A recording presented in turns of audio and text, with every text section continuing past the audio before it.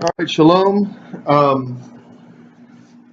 Brother Melech called me about an hour before service, told me he would not be here. He's been sick all week, thought he would hopefully be better today, and is not. Um, wasn't sure, and I tried to pray about what I should do to cover for him um, for his Torah teaching, and I couldn't come to anything, so I decided that I would just pick up. Last time I did the first chapter of Genesis when I was covering him, so today I'll just do the second chapter. And we'll go from there. So if everyone would please stand for the reading of the Torah and face Jerusalem.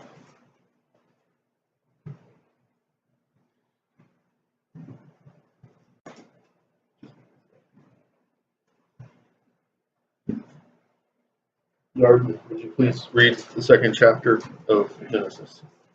The heaven and the earth were finished, and all their array.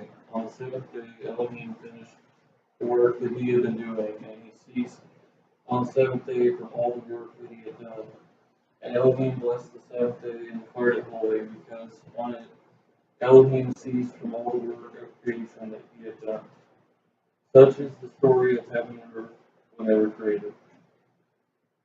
When Yahweh Elohim made earth and heaven, when no shrub of the field was yet on earth, and no grasses of the field had yet sprouted, because Yahweh Elohim had not sent rain upon the earth, and there was no man to till the soil, but a flow welled from the ground and watered the whole surface of the earth. Yahweh Elohim formed man from the dust of the earth. He blew into his nostrils the breath of life, and man became a living being. Yahweh Elohim planted a garden of Eden in the east, and placed there the man whom he had formed. And from the ground Yahweh Elohim caused to grow every tree that was pleasing to the sight and good for food, with the tree of life in the middle of the garden, and the tree of the knowledge of good and bad. A river issues from Eden to water the garden, and then it divides and becomes 4 branches. The name of the first is Kishon, the one that winds through the whole land of Havilah, where the gold is. The gold of that land is good, bdellium is there, and lapis lazuli. The name of the second river is Gihon, the one that winds through the whole land of Cush. The name of the third river is Tigris, the one that flows east of Ashur. And the fourth river is the Euphrates. Yahweh Elohim took the man and placed him in the Garden of Eden to till it and tend it. And Yahweh Elohim commanded the man, saying, of every tree of the garden you are free to eat, but as for the tree of knowledge of good and bad, you must not eat of it, for as soon as you eat of it, you shall die. Yahweh Elohim said, it is not good for man to be alone. I will make a fitting helper for him. And Yahweh Elohim formed out of the earth all the wild beasts and all the birds of the sky, and brought them to the man to see what he would call them. Whatever the man called each living creature, that would be its name. And the man gave names to all the cattle, and to the birds of the sky, and to all the wild beasts. But for Adam no fitting helper was found. So Yahweh Elohim casted deep sleep upon the man, and while he slept, he took one of his ribs and closed up the flesh at that spot. And Yahweh Elohim fashioned the rib that he had taken from the man into a woman, and he brought her to the man. Then the man said, this one at last is bone of my bones and flesh of my flesh. This one shall be called woman, for from man she was taken. Hence a man leaves his father and mother and cleaves to his wife, so that they become one flesh.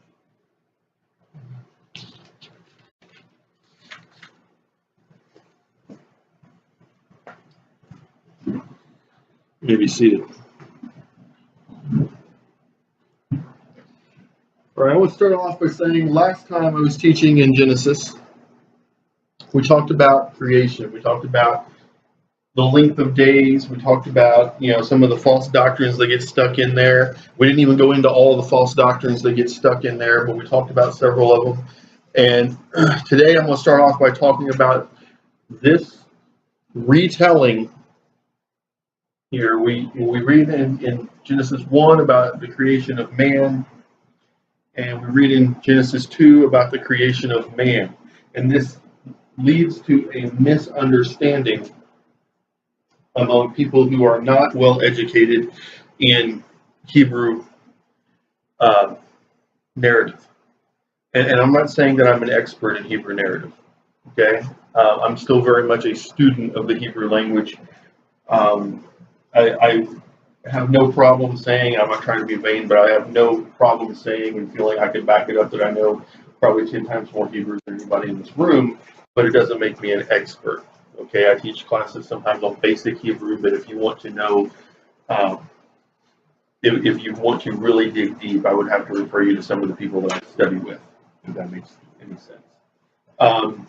One thing I do know about a Hebrew narrative is that where in the English narrative style, we tend to tell the story one time and emphasize something very blatantly and then move on. In the Hebrew narrative, it's very common to tell the story and then back up and retell the story from a different perspective or with a different emphasis. Okay? And if you don't understand that about the Hebrew narrative styles, then you're going to read this and it will read like he made man and woman, and then he made man and woman again. And a lot of churches, there are actually churches, 2 churches I know of in Spencer County, one here in Des Moines County that actually teaches that God made Adam and Eve and that he was dissatisfied with them, so he created a different Adam and Eve, or that he created other people before Adam and Eve. And they get more into that when you get into, I believe it's chapter 4, and where scripture seems very plain about how certain things happened. If you read the narrative as a Hebrew narrative, they get into things and they go back and they kind of recycle that same theory and say that obviously there were other people on earth before Adam and Eve. It's not obvious because that's not actually what it says. If you take some things out of context and don't understand the narrative style, I can see where you can get that, but it's not actually what it says. So the beginning of chapter 2 actually technically really is the end of the first what we read in the first chapter. In the first chapter, we read about the first 6 days, the 6 days that everything was created in. And it says, in the verse 1, it says, the heaven and the earth were finished, and all their array. Okay, so everything's done. Perfect, complete. And when we read in places like Isaiah and Ezekiel and Revelation and Zechariah, we read about the heavens and the earth being made new and things being put back. Hebrew understanding, the correct understanding is that when he puts everything back, it will literally be back exactly the way he had created it when the 6th day ended. When the sun set and began the 7th day, what the world looked like at that time is what we're going to walk into in the renewed earth. It says, the heaven and the earth were finished, and all their array. On the 7th day, Elohim finished the work that he had been doing. And he ceased on the 7th day from all the work that he had done. And Elohim blessed the 7th day and declared it holy, or Kodesh is the Hebrew term there, and it means sanctified or set apart. Because on it Elohim ceased from all the work of creation that he had done. Such is the story of heaven and earth when they were created. What we have here is the foundation of the Sabbath day commandment. The commandment, 6 days you shall labor, on the 7th day you shall rest. You'll do no work in that day. And it refers back to that. It says, for in 6 days Elohim created the heavens and the earth. Okay? Often in this community, when I speak of keeping the Shabbat, what I am told is, I don't need to do that, that's a Jewish thing. Often when people come into Messianic belief, when they embrace the Jewish faith, the first thing they hear is, you don't need to do those things like Sabbath and kosher because that's a Jewish thing. Don't you know? You weren't raised Jewish. You were raised Catholic, Pentecostal, Lutheran, Baptist, whatever the argument is. You were raised to be a free-thinking atheist. Why are you keeping this Sabbath thing? And you know what I've taken to telling people? If you don't like it because you think it's a Jewish thing, then don't look at it as a Jewish thing. Because there were no Jews alive at this time. The covenant with Abba Abraham had not been formed yet. It was in the plan, but there was no Jew walking on the earth. There was our first two ancestors. And yet he sanctified the seventh day, and he called it holy, and he set it apart from all other days. It's not a Jewish thing, it's an Elohim thing. It's how he set his calendar to be. And regardless of what name you put on your religious practices, that's a hard one to argue against. Because if there were no Jews yet, it can't be a Jewish thing.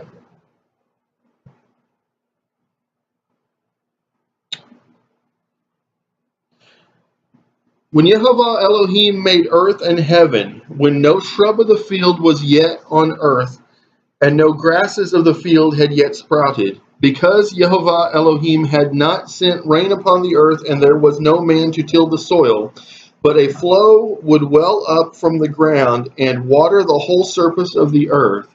Yehovah Elohim formed man from the dust of the earth. He blew into his nostrils the breath of life, and man became a living being. Let's talk about that. There was not yet any rain on the earth, but the waters would come up from the fountains of the deep and water the earth so that things could begin to sprout and form. And it says that Yehovah formed man. This translation is one of the few places where I disagree with the translation that the JPS, the Jewish Publication Society, came up with. They say it formed him from the dust of the earth. But the Hebrew there, actually, one of the roots there is actually mem. Those of you who've done my basic Hebrew studies with, everybody remember what mem is? Mem is something that flows. So it indicates that it's like, it's also the root word for, say, blood, because blood flows. It's actually the word for water, but it's a root word. It's a root in this word, and that tells me that we're not talking about dry dust. We're talking about something wet. And the closest modern Hebrew word that I can find is the word for clay. Clay, like you take out from like a riverbank or from a lake bed. Okay? And that makes sense to me because we just talked about the water coming up and covering the earth. And so that tells me that as the water receded and this clay was moist, he reached down and he formed man. Now, there are, I believe the number, it's either 23 or 27. I think it's 23. 23 or 27 elements in the human body. Okay? That's it. Okay? If you break down all of our proteins, all of our amino acids, everything that we have, every chemical in our body, you break it down, it's all combinations of those elements. Doesn't matter who you pick. You, me, somebody in China, it doesn't matter. Okay? So same elements. And some years ago, researchers discovered that there is one other thing in the entire known world that contains exactly those same elements. Not an extra one, not missing one. And it happens to be a very specific, very rare type of clay that's only found in the Middle East. And that tells me that our first ancestor, Adam, was formed from that very rare clay. And that tells me that it wasn't just a happenstance that Elohim stepped out of heaven, out of the heavenlies, and said, I'll just grab this and make man. It means that he stepped out of the heavenlies and he looked around and said, I am going to make man very special. I'm going to make man unique among everything else, because we're going to read about how he just formed everything, all the other creatures out of the earth. But very specifically, he formed man out of a clay that he didn't use to make anything else. There's no lion or tiger or bear, oh my, walking around with those exact elements. Only man. Only mankind.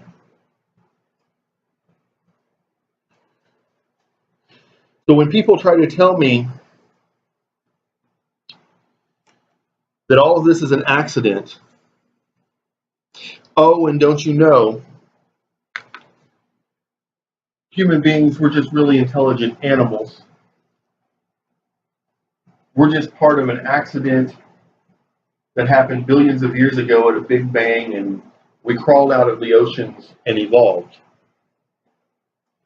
I have trouble believing that, because if that were true, then all of these other animals that we supposedly evolved from, all of the sea creatures and the monkeys and the orangutans and everything else that supposedly are cousins on the evolutionary tree, someone would have those exact elements.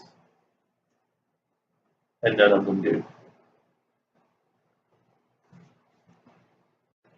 Yehovah Elohim planted a garden in Eden. Let's back up. He blew the breath of life into man, and man became a living being. Do you understand that that means that we have in ourselves the very essence of our Creator? As truly as each of us has in us the DNA of our parents, we have a mark of our Creator that we cannot shed, no matter how much we rebel against Him, no matter how much we say He is not ours and we are not His, no matter how much we reject the truth of His identity.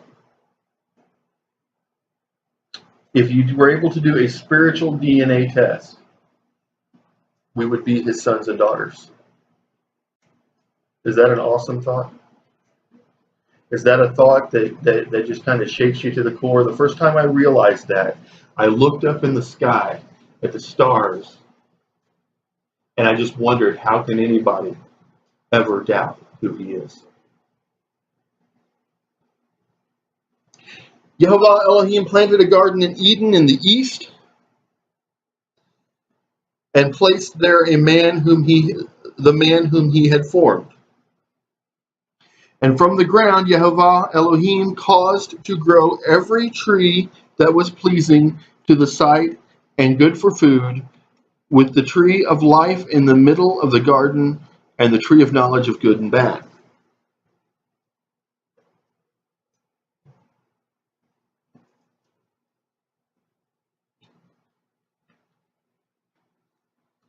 A lot of people debate where the Garden of Eden would be. Why can't we find it today? Well, we can't find it today because the flood took it out. After this, there was a worldwide flood. Of course, there's no standing garden there anymore. But this tells me that Moshe, when he wrote this, knew the location of the Garden of Eden.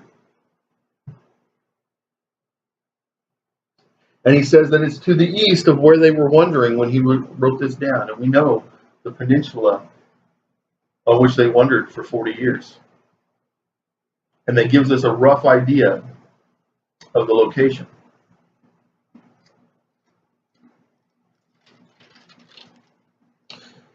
A river issues from Eden to water the garden, and then divides and becomes 4 branches. The name of the first is Pishon, the one that winds through the whole land of Havilah, where the gold is, the gold of that land is good. Bdellium is there, and Lapis Lazuli. The name of the second river is Gihon, the one that winds through the whole land of Cush. The name of the third river is Tigris, the one that flows east of Asher.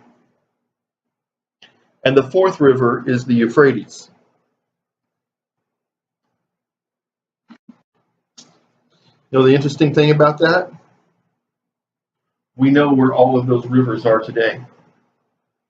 People have tried to say, oh, the Garden of Eden was in China, or the Garden of Eden was in Tibet, or the Garden of Eden was in North America, or they have all these theories. We know where those four rivers are today. And you know what? They don't merge. They don't split off from each other. But they all start in the same general area. And people say, well, then if they don't merge, then how can you say it's the same rivers? Well, here's the thing. When Noah went on the ark, he knew the geography of the land. When he came off the ark, a lot of things had changed. But let's think about this. If we all left Earth for 150 days, how long he was on the ark? Everybody thinks it was 40 days and 40 nights. That's not how it worked.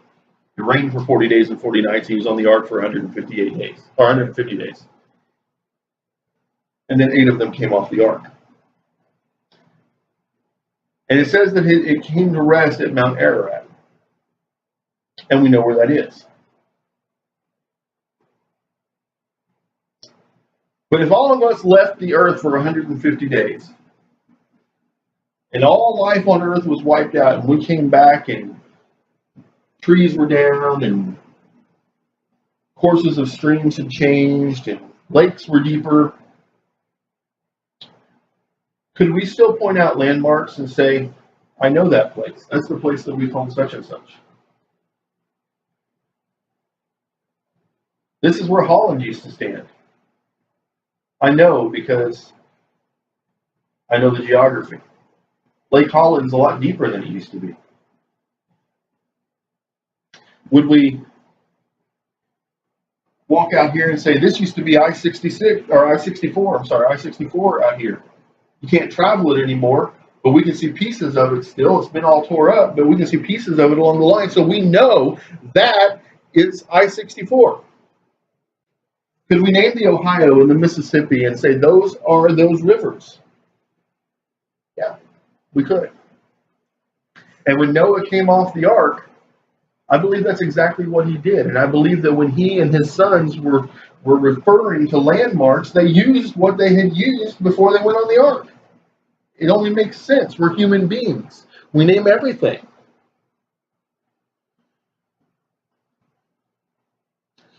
My wife and I were talking one day this week, Wednesday. We were driving through Evansville, and we were going to St. Francis Hospital, and we had to turn on St. Mary's Drive. And I said, that's funny, St. Francis Hospital and St. Mary's Drive. And she reminded me that it used to be called St. Mary's Hospital. I said, well, then why didn't they change the name? Everybody's going to be confused now. That's how names work. Okay, someday somebody's going to get confused, and the City Council of Evansville is going to change the name. But at least then we'll know what it is. We'll know where it goes. Okay, the college over here in Jasper, what's it on? It's on University Drive. Why? Because the university is the only thing back there. The town I grew up in, there were 5 churches in the town at one time, and 4 of them were on one street. What do you think they called that street? Church Street. Gee, I wonder why. Okay, so when Noah and his sons came off the ark, do we think that they started renaming everything? Or do you think that since the 4 of them and their wives, since they all knew these landmarks by these names, it only makes sense that they used them?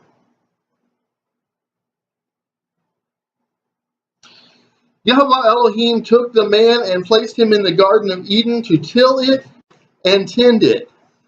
Everybody tells me, Don't you know the first commandment was they weren't supposed to eat from that one tree? No, it wasn't. First commandment was go take care of my creation. We're still getting that wrong. You look at the pollution, you look at the things that we contaminate the atmosphere with and the water with, we're still getting that wrong.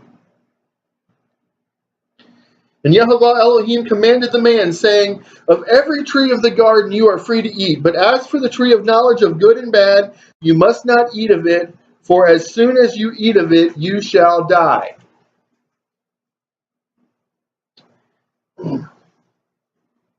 I love going back to this passage when people tell me, don't you know those food laws don't matter? It doesn't matter if we eat pork or shellfish. It doesn't matter if we eat roadkill. It doesn't matter if we eat all these things. God doesn't care. Second commandment he ever gave. You can eat anything you want except this.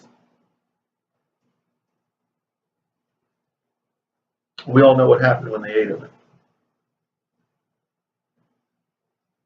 I think the food laws are probably pretty important.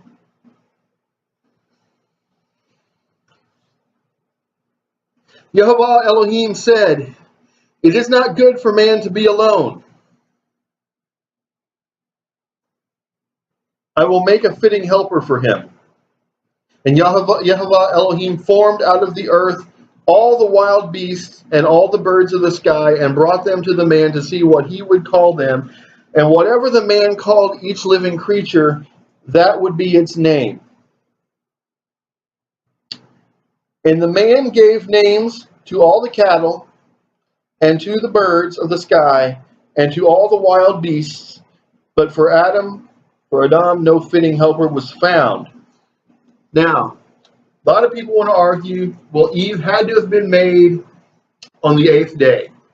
Some people will even argue Eve had to be made on the 6th day with Adam. That's not what it says. It doesn't say what day she was made. It does say that on the same day that Adam was made, all the other creatures of the earth were made, and he had the task of naming every one of them. Now, if you think about every type of animal that exists, if we had a parade of every type of animal that exists walk in front of us, how long would that take? And if we had to think of a name for every one of them, I couldn't get it done in a day. I'll be like, I'm so glad sunset's here. I'll see y'all in the morning. Right? Okay? So we have no idea how long it was between his creation and her creation. We know that he was lonely, and Elohim saw that.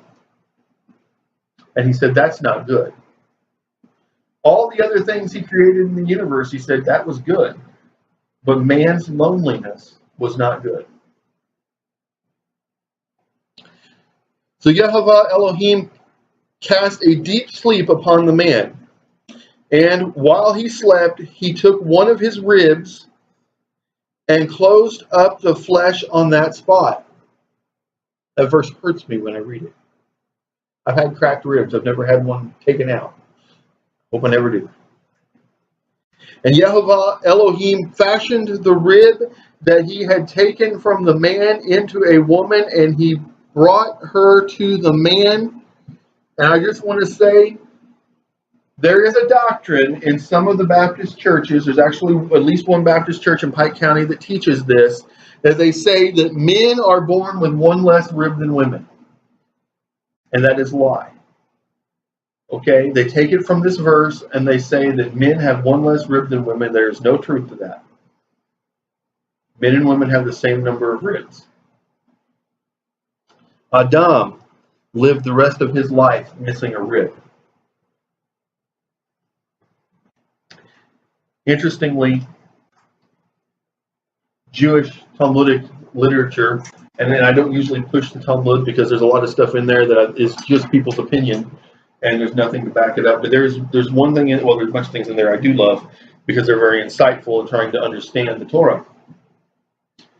And one thing I read in a Talmudic text one time was that the reason why Elohim chose to make Eve from Adam's rib.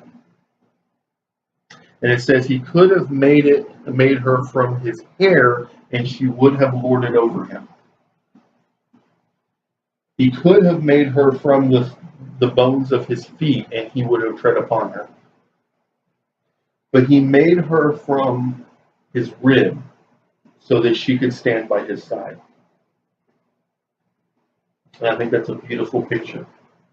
I also think it's beautiful that in Jewish tradition says that it was actually one of the far back ribs that was taken, possibly the farthest back.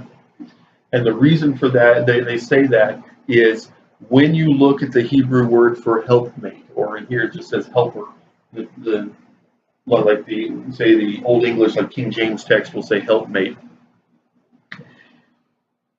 The Hebrew word for that, if you turn it the syllables around, basically means I have your back. Okay, so look at the military man here. We're going into a fight, and I say, don't worry, I have your back. That means you can trust me for anything. That means that there is nothing, you can put your life in my hands, and vice versa. And that is the picture that we have there if we dissect that word of what a wife is to be to her husband. If the husband is at the forefront battling for his family, he can trust that his wife has his back and is not going to let someone or something, it's not even a spiritual matter, come up behind him that he's not aware of that would take him down. Then the man said, "This one at last is bone of my bones and flesh of my flesh. This one shall be called woman, for from man she was taken." And woman there literally means from man. The Hebrew word for man, it's also the Hebrew word for husband, is ish. Okay? The Hebrew word for woman, it's also the Hebrew word for wife, is isha. Okay? If I put ish followed by isha, it is a word for fire. It is like the fire of all fires. Okay? It is the fire, the term pulls up kind of a picture of the term of the pillar of fire that the children of Israel followed through the wilderness. Okay? That's the picture there. It's the kind of fire, the sanctified fire that would burn in the temple. If I turn that around, isha ish, it's a contaminated term. And it literally is a consuming fire. So if we put the word man followed by woman and woman having man's back, it is a glorious thing. It is a balanced partnership. It is a trusting, loving relationship where the man leads and the woman supports, and they are greater than they ever could be individually. Greater for him, greater for their children, greater for their influence on society. If we turn that around, isha ish, it is a fire that will consume them, will consume their family, will consume their synagogue, will consume any good that they could ever do in the world. Now let me ask you a question. Why do you think Hasatan was to break families apart and make women the heads of households? Because then all you have is Isha leading. And Ish is not allowed to lead.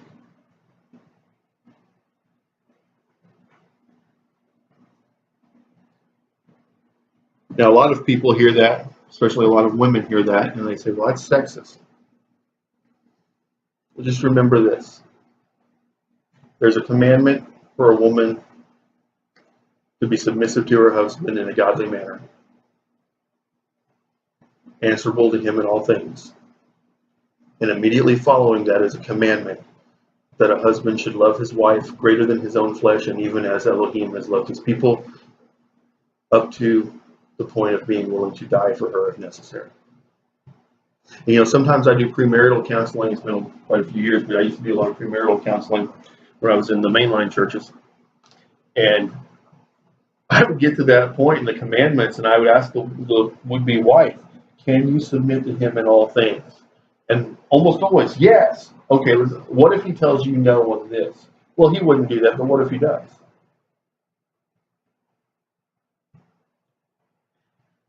And then I'd ask the husband, do you understand that this, or would-be husband, do you understand that this means if it comes down to it's your life or her life, hers gets spared and you die? Do you understand that? Now both of you go home and think about that. I had one of the lowest marriage rates of any minister in the denomination I was in at the time, and people were like, you're discouraging people from getting married. That means that's right. I'm also discouraging them from getting divorced. The number one factor that you can find in any divorce is that they got married. And I'm not saying marriage is a bad thing. I love my wife. But you know what? I was married once before, and I wish somebody would have discouraged me from marrying her. Why? Because she wasn't saved. Despite all of our differences, if she had been saved and loving our Creator, we probably could have made it work. But 6 months into our marriage, she told me she was an agnostic. She wasn't even sure there was a God, much less the one I prayed to.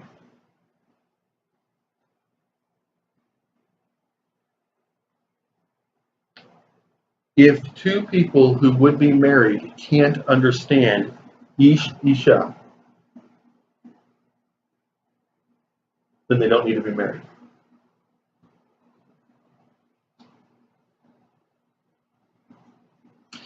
Hence, a man leaves his father and mother and clings to his wife so that they become one flesh. Okay? A man leaves his father and mother and becomes one flesh with his wife. And this is one of the most difficult things for, number one, for couples getting married to understand, and number two, for in-laws to understand. I tell people I love my mother-in-law, and it's easier to love her the farther she is from me. Okay? Why? Because for the first, I'd say probably the first half of our marriage, she would not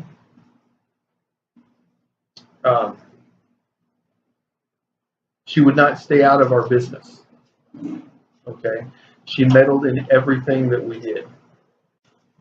She tried to complicate things for us. Why? Because deep down in her heart, she wanted her daughter to come home. And what she didn't understand, and what my father-in-law finally had to convey to her in a very blunt way, is you stopped having a daughter the day I gave her to her husband. Okay? I'm talking about, we would be at our home sitting down to dinner, and she would call and demand that my wife come over and clean her house for her. Okay? Many parents have trouble understanding the need to let go of their adult children when they get married. Just as in Scripture it talks about when Judah went out and made his own camp, he could not come back to Jacob's camp. Yehudah became his own camp. Jacob was his own camp. It didn't mean they didn't love each other. It was still his son, biologically. But when he was married and had his own camp with his own children, it was no longer Jacob's place to tell Yehudah how to run his life. Now, if the son comes back to the father and says, I need advice, that's one thing. But parents meddling in the lives of their adult children only leads to problems.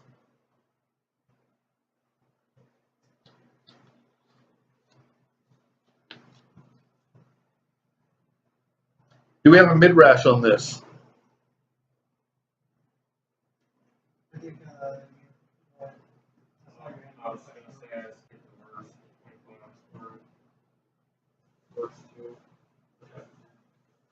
Oh, I didn't notice it because it's right above 3 there. But, The two of them were naked, the man and his wife, and they felt no shame. I apologize. The JPS layout is kind of confusing sometimes. So they felt no shame because they had not yet sinned, and they didn't know what sin was. If Melech continues to need me to fill in, we'll talk about that sin in the next chapter. So, midrash.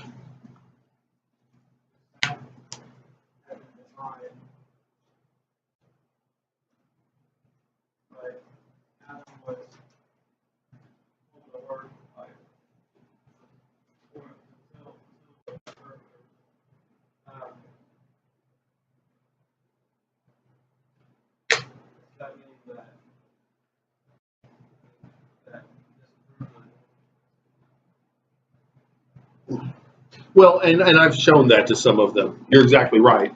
That disproves the whole. Jehovah's Witnesses have come and tried to tell us before that Sabbath is no longer a single day. It's every day that they're doing their door-to-door ministry. That's their Sabbath. Shabbat was defined long before there was Torah written. I believe there was the oral Torah. I believe Adam understood everything that we get in Torah now because he walked side by side with his Creator. But it hadn't been carved out in the stones and it hadn't been written on the scrolls. That would come much later. But yes, I believe that verse throws out that entire doctrine. I don't believe there's any way to reconcile what they preach with that verse.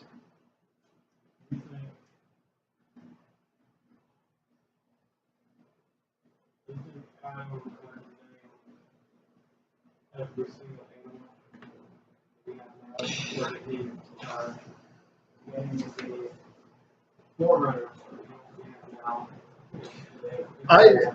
I read that, and there's debate over that between scholars. I read that, and I think he said, well, we'll call this one giraffe, and that one elephant, and that one, things like that. There are people who think that he gave personal names to each. If there were, 25 rabbits running around, he named every one of them a different name. I don't think that's what it means. It could be. We know later in Scripture we find out that it was not uncommon for them to have conversations with animals because, the world was perfect and hadn't been contaminated by sin, so that break hadn't been made. So it's quite possible that if there were 25 rabbits, he gave each of them a personal name, but I don't think that's what it was when they were, basically it says that Elohim brought them to him. I think he said, okay, we'll call this group dogs. And, that sort of thing. Dog would not have been the word that he used, obviously. But, yeah.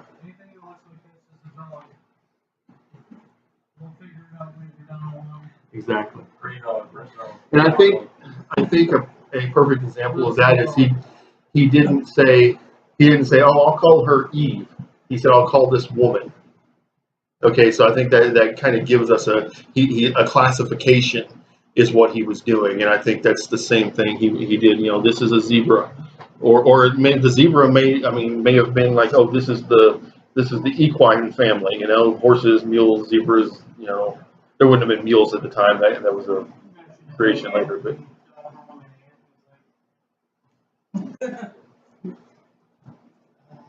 All right. Anybody else?